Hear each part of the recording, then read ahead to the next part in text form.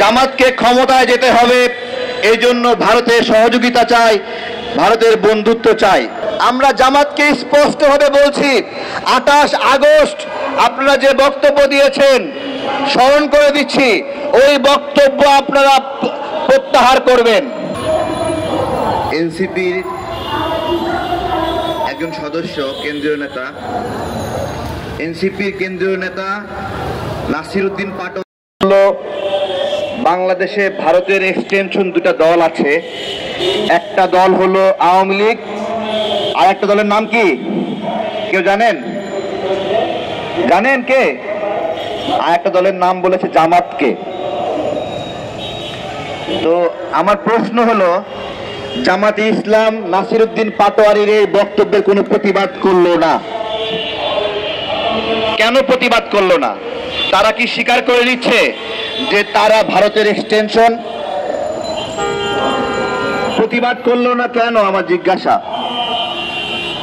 এই প্রতিবাদ না করার একটা কারণ রয়েছে।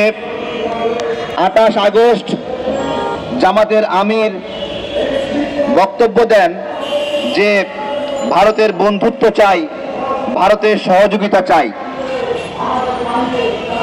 আমার কাছে খুব খারাপ লেগেছে ওই দিন, বাংলাদেশে রাজনীতি করবে আর একটা রাজনৈতিক দল বলবে যে ভারতের বন্ধুত্ব চাই, ভারতের সহযোগিতা চাই। এভাবে নির্লজ্জ স্বীকারোক্তি দিয়ে বাংলাদেশে রাজনীতি করবে। আমি আওয়ামী লীগ, বিএনপি, জাতীয় পার্টি কোনো দলকে কোনোদিন সরাসরি দলের প্রধানকে এরকম বক্তব্য দিতে শুনি নাই এরকম বলতে যে ভারতের সহযোগিতা চাই, ভারতের বন্ধুত্ব চাই। এবং তার প্রেক্ষিতে 31 আগস্ট ভারত উত্তর জানায় জামাতে ইসলামের এই বন্ধুত্বের আহ্বান তারা বিবেচনা করবে। আমাদের রাজনৈতিক অস্তিত্ব কোন জায়গায় গিয়ে নামিয়েছে? জামাতকে ক্ষমতায় যেতে হবে, এই জন্য ভারতের সহযোগিতা চাই, ভারতের বন্ধুত্ব চাই। ভারত অবশ্য শুধু আওয়ামী লীগকে দেয় নাই, জামাতকেও দেওয়া শুরু করেছে। জামাতকে নতুন করে দিয়েছে হলো পিআর পদ্ধতি। ভারত জামাতকে খালি হাতে ফেরায় নাই, জামাতকে বলেছে যাও তোমাদেরকে পিআর দিয়ে দিলাম, তোমরা পিআর নিয়ে এখন নাচানাচি করো। এই হলো বিষয়। এখানে টাইটেল দেওয়া হয়েছে সুন্দর, ভারত কি আমাদেরকে বিপদে ফেলতে চায়? এখন ভারত আমাদেরকে বিপদে ফেলার কোনো সুযোগ নাই, কোনো সুযোগ নাই। যদি আওয়ামী লীগের মতো কোনো দল থাকে তার মাধ্যমে বিপদে ফেলতে পারে, আর যদি জামাতের মতো কোনো দল থাকে তার মাধ্যমেও বাংলাদেশকে বিপদে ফেলতে পারে। যদি এই দুই জায়গা থেকে কোনো সহযোগিতা ভারত না পায়, তাহলে অন্তত তারেক রহমানের কাছ থেকে ভারত কোনোদিন সহযোগিতা পাবে না। কারণ এই বেগম খালেদা জিয়া গণতন্ত্রের মা, তার ভারতের প্রতি বিদ্বেষ এবং ভারতের প্রতি ব্যবস্থাপনার কারণে সংবাদ মাধ্যমে নিউজ হয়েছিল ভারতের পিঠে খালেদার চাবুক। আমরা ভুলে গেছি? ভুলে গেছি না আমরা? ভুলে গেছি না আমরা।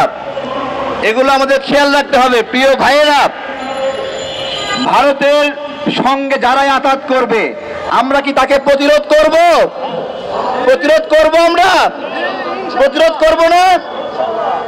আমরা জামাতকে স্পষ্টভাবে বলছি, 28 আগস্ট আপনারা যে বক্তব্য দিয়েছেন স্মরণ করে দিচ্ছি, ওই বক্তব্য আপনারা প্রত্যাহার করবেন। বাংলাদেশে ভারতের সহযোগিতা নিয়ে আমরা কাউকে রাজনীতি করতে দেব না, আমরা প্রতিরোধ করব।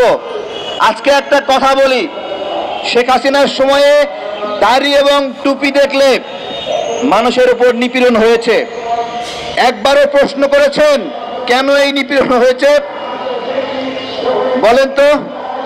শুধুমাত্র জামাতের কারণে হয়েছে এটা। আমাদের দুর্ভাগ্য কি জানেন? আমাদের বাংলাদেশে একটা ইসলামিক দল নাই শক্তিশালী, যারা স্বাধীনতার পক্ষের শক্তি। দুঃখ, যে কারণে ওই জায়গায় অ্যাঙ্গেল করে করে দাড়ি এবং টুপিওয়ালা মানুষগুলোকে আক্রমণ করা হয়েছে। এছাড়া অন্য কোনো কারণে কেউ বলতে পারবে না তাবলিগ জামাত করার কারণে তার উপর আক্রমণ হয়েছে, হেফাজতে ইসলাম করার কারণে আক্রমণ হয়েছে।